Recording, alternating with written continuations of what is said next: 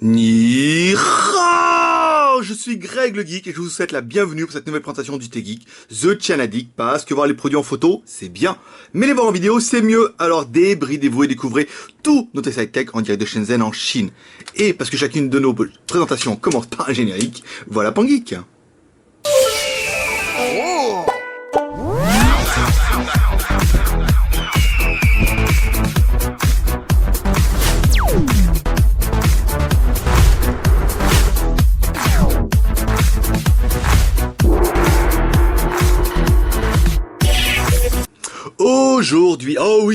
Aujourd'hui c'est samedi matin et il a fallu qu'on revienne pour tester ce e-Océan Elite. Alors je sais que on a regardé un peu les commentaires depuis hier, vous êtes beaucoup à attendre ce test parce que vous vouliez le voir un petit peu de vos yeux vrais vus sur YouTube. Donc il y a tous ceux qui nous suivent qui vont le regarder avec plaisir, tous ceux qui nous aiment pas, qui vont quand même le regarder parce qu'on est quand même les premiers à l'avoir, et ça va être encore ça, c'est vrai, on est les premiers à avoir ce e-Océan X7 version Elite. Donc on a du stock, et on a le modèle, donc on va pouvoir vous le présenter un petit peu tout de suite. Donc au niveau de la présentation, alors au niveau de la présentation, c'est vrai que ce e-Océan X7 donne des faux airs de Oppo, qui lui donne des faux airs de Sony. Donc bon, bah après, dire que le e-Océan reprend Sony, ça irait un peu vite, parce qu'il est quand même, au niveau du design, il est quand même assez différent. Mais plutôt sympathique, et donne une finition relativement bien finie, via ce cache arrière qui est plutôt bien clipsé, et qui donne à l'ensemble un côté qu'on aime bien, même si bon, le cache arrière est quand même d'un plastique moins glorieux qu'un Oppo ou que d'autres modèles. Dans la boîte, bah y a rien, hein. En même temps je vous l'ouvre pour le fun, hein. Donc vous allez retrouver, quand vous le recevrez, hein, vous retrouverez un joli manuel, un film protecteur, un machin, on sait pas ce que c'est, ici Océan, un chargeur secteur qu'on vous changera avec une prise française, un câble data, pas de kit piéton chez Océan, non, et une seule batterie, non, pas de deux batteries, on aurait espoir qu'il nous donne deux batteries, et en fait non, par contre il donne la coque. Donc ça sera plutôt, la bonne nouvelle pour beaucoup, parce qu'en fait, on vous a demandé, est-ce que le téléphone est noir? Oui.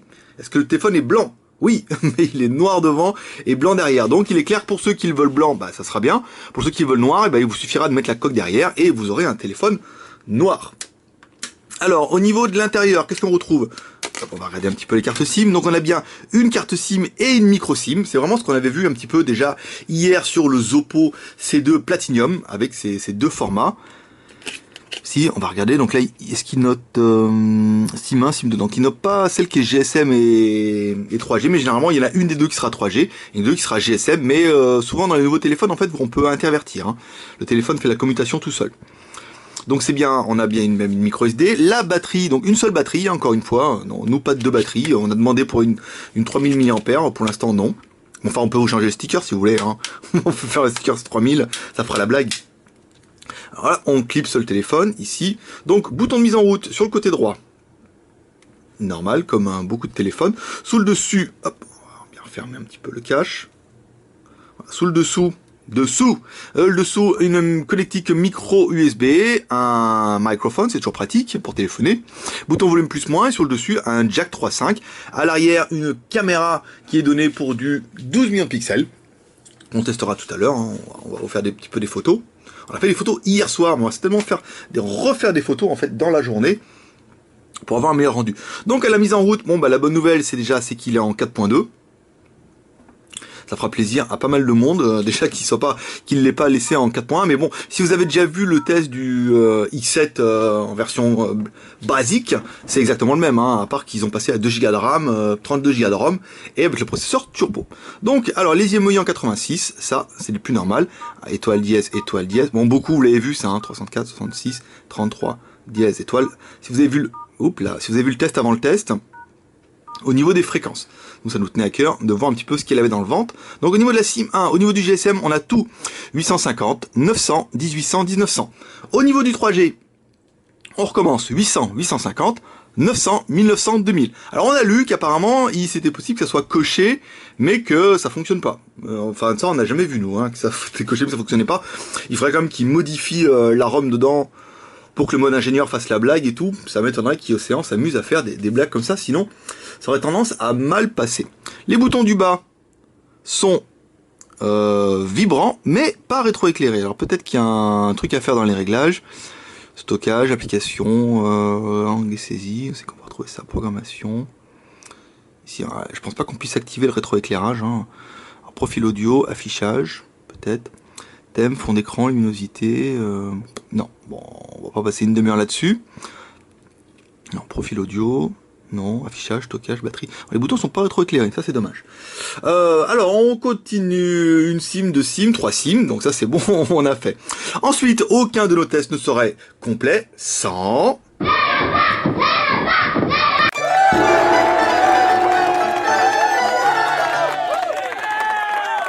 notre test AnTuTu et notre Pangeek déguisé en lapin. Donc le score 14 838. Bah c'est bien, hein, vu que de toute façon le score est aussi un petit peu diminué à cause de l'écran, un écran Full HD, bah au niveau du AnTuTu ça doit faire mal, parce que le processeur ne fait quand même que 4 fois 1 Go 5. Donc alors c'est bien ici en X7, c'est bien MT6589. On voit que c'est une version Elite grâce au processeur à la fréquence qui fait 4 fois 1 Go 5. La résolution de l'écran 1080 par 1920, donc on a du Full HD. Ici, la RAM, on est bien sur du 2 Go de RAM, la ROM, on verra ça tout à l'heure. L'appareil photo 12,6, la version Android 4.2.1 et les émois en 86. Là, normal. Ensuite, on va vérifier notre taille du téléphone avec notre héros national. Hi boys and girls. Ouais, Maître Pouce, l'homme à la mèche. Et oui, je sais, ah, là, s'il y a les mecs qui découvrent ça, ceux qui sont jamais venus. Maître Pouce, c'est bizarre son truc. Hein. Mais oui, c'est ça, c'est aussi ça le JT Geek. C'est pour ça que vous êtes de plus en plus nombreux à nous suivre. Alors, attendez, on va essayer d'allumer un petit peu le téléphone. Ici, on va l'allumer. Le éclairage va forcer un petit peu.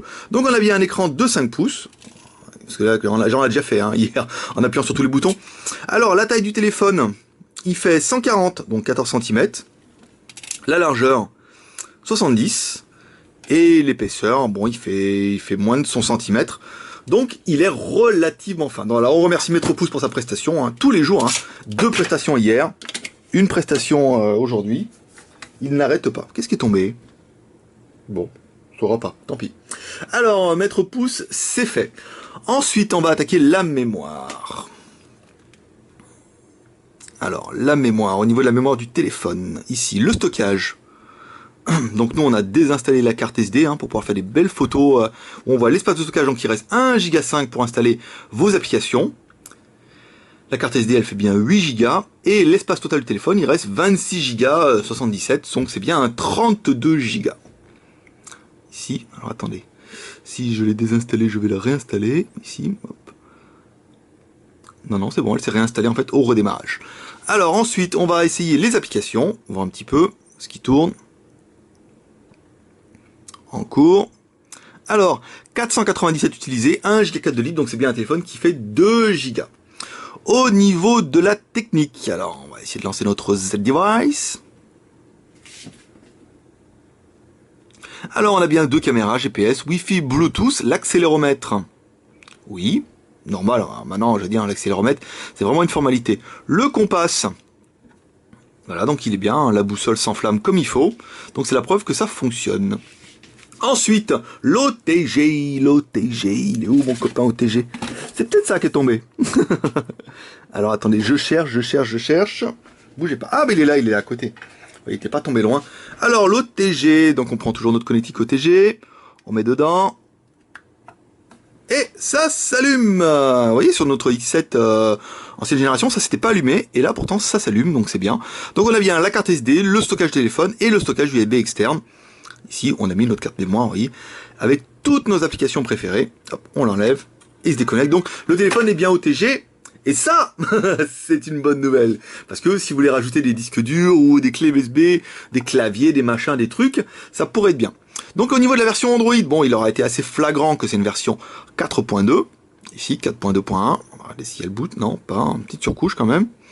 Si. Dans le téléphone, qu'est-ce qu'on retrouve au niveau des menus? Alors, AnTuTu, c'est nous qui l'avons installé, l'application JT Geek aussi. Donc, un petit peu de trucs en chinois quand même. Hein. Les paramètres, donc là c'est bon. Le Super User, vous voyez, il est déjà dedans. Beaucoup d'applications en chinois et pas de... Bon, il y a le Play Store, ça c'est déjà la bonne chose. mais pas de Twitter et de YouTube qu'on a pu voir un petit peu sur le THL et sur le Zoppo, où on sentait directement que le téléphone était quand même relativement prédestiné à l'export. Là, un petit peu moins quand même. Il y a quand même beaucoup de choses qui sont destinées au marché chinois. Ça, c'est un truc pour faire les achats, je crois, sur Internet, les voyages, les choses comme ça. Ça, je m'en rappelle plus. Beidou. Bon, il y a pas mal de trucs un petit peu bizarres qu'il faudra désinstaller après si vous voulez pas les voir. Au niveau du multimédia, alors on va voir ce qu'il nous donne un petit peu au niveau de la musique. Britney Spears, ici.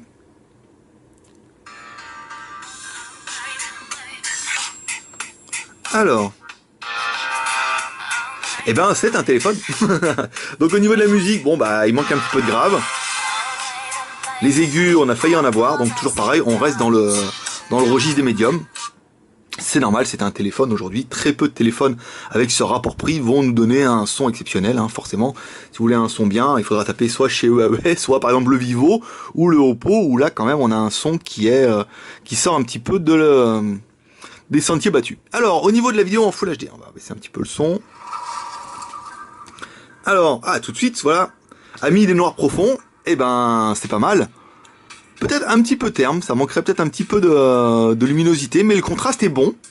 Et vous voyez, les noirs sont bien profonds. L'écran, bon, c'est bien IPS avec un angle de 180 degrés. Vous voyez, pas trop de voile blanc. Hop, on est bien. On a vraiment un bel appareil, hein. Là, les écrans en Full HD, maintenant, c'est vrai que depuis hier, j'en suis à mon 3e.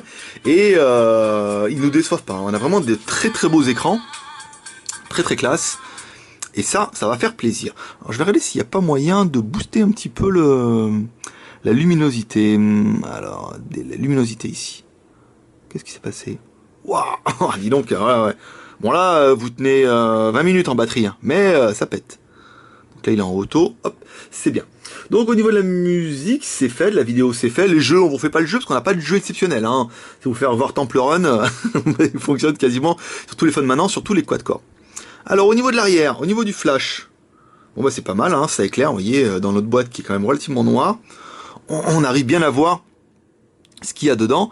Au niveau de la résolution, alors au niveau de la résolution, caméra arrière 13 millions de pixels. La vidéo, on peut aller jusqu'à de la vidéo en haute qualité. On verra ça tout à l'heure avec la vidéo qu'on a prise. On découvrira la résolution parce qu'en fait on l'a pas, pas regardé. On se laisse aussi un petit peu l'effet de surprise. Caméra avant 5 millions de pixels. Et l'enregistrement vidéo, on peut aller jusqu'à élevé. On va revenir ici en avant. Paf. Ah bah mince, ça sent pas là mes vidéos. C'est ballot ça. Bon, alors ce qu'on va faire, on va faire une petite vidéo. Comme ça on pourra voir un petit peu la résolution. C'est bizarre, ou alors c'est peut-être que je les ai mis sur l'ordinateur hier soir déjà. Alors on va mettre comme ça, hop, on fait une petite vidéo. Voilà. On arrête. En plus j'ai bien mis mon doigt devant, ça va être nickel. Ici, hop, on regarde et au niveau du détail, on se rend compte que la vidéo fait 1920 par 1080. Ah, mais peut-être vous voyez pas. Je vais vous mettre dans le noir. Voilà. 1920 par 1080. Donc vraiment, nos processeurs MT189T, là, tous les enregistrements vidéo, c'est de la Full HD. Et ça, par contre, ça, c'est la classe. Donc on vous a fait une petite vidéo en extérieur pour que vous puissiez un peu juger des qualités du téléphone. Enfin, une vidéo, et après on vous mettra la vidéo en intérieur. Ça changera un petit peu le rythme des choses. Ensuite, au niveau du GPS. Ah, alors là, au niveau du GPS, je peux vous dire, on est quand même mitigé. Hein. Premier test, on est resté 10 minutes dehors, il se passait rien. Hein. On a eu 3 petites barres rouges, c'était pas la gloire. Ensuite, on a redémarré le téléphone. On a éteint le GPS, on a redémarré le téléphone, et là, on a eu un fixe plus correct. Donc, ça prouve vraiment qu'on a, certainement, vous aurez les mêmes, ceux qui ont eu des problèmes avec les X7, vous aurez les mêmes problèmes. Hein. Le GPS a pas vraiment changé, c'est vraiment la même chose. C'est-à-dire que nous, on laisse premier fixe 10 minutes, il se passe rien, on redémarre, ça marche. On n'a pas fait le truc 4-5 coups, mais apparemment, le GPS, au niveau de l'accroche, c'est pas ça. Ou alors, peut-être que c'est le premier fixe qui est un peu long et que les autres fixes vont mieux. Mais on aura vraiment les mêmes défauts que le X7. Donc comme je sais qu'il y a pas mal de retours, notamment sur Frandroid où le forum est assez actif, vous mettrez le retour de ce que vous avez sur vos X7, si le GPS marche bien ou pas bien, ou si c'est correct. Sachez que vous aurez exactement la même chose sur ce X7 Elite. Il n'y a pas de raison que ça change. Alors si on doit le comparer un petit peu au niveau de la taille. Alors si on doit le comparer avec notre... Hop, il s'était caché dis donc. Si on doit le comparer par exemple, vous voyez qu'un Zoppo. Un Oppo, un Oppo Find 5. Bon bah là, il y a de l'inspiration. Hein. Alors oui, eux aussi ils ont de l'inspiration Sony, mais on est vraiment dans le même registre. Si on doit comparer au S4, ici, donc vous voyez on a un téléphone qui est un peu plus grand, pour un écran qui est similaire. Ici, au niveau de l'épaisseur, on est bien, on est dans les mêmes tailles. Au niveau de l'arrière aussi, bon, on a quelque chose de sympa. Et au niveau du iPhone 5, ici, donc si on doit le comparer, bon voilà, forcément le design quand même du iPhone 5 fait un peu démodé. Alors il plaît encore beaucoup, hein, mais il y a beaucoup plus de personnes qui vont kiffer ce genre de design maintenant et tout, même si la finition est quand même en dessous d'un iPhone 5, mais quand même relativement proche, voire similaire d'un S4 qui, les Coréens ne font pas mieux à 3 fois le prix. Ou deux fois et demi le prix, donc c'est pas bien mieux. Alors ensuite, au niveau du Fifi et du Toutous, alors ici, j'aurais-il pas oublié d'allumer le Wi-Fi? C'est possible. C'est possible. Ah, ici, hop. On va aller voir, ça permettra de le faire un petit peu ensemble. Ici, allez, vas-y. Vas-y. Ici, le Fifi, hop. Alors, hop, on va se mettre là. Alors, la clé...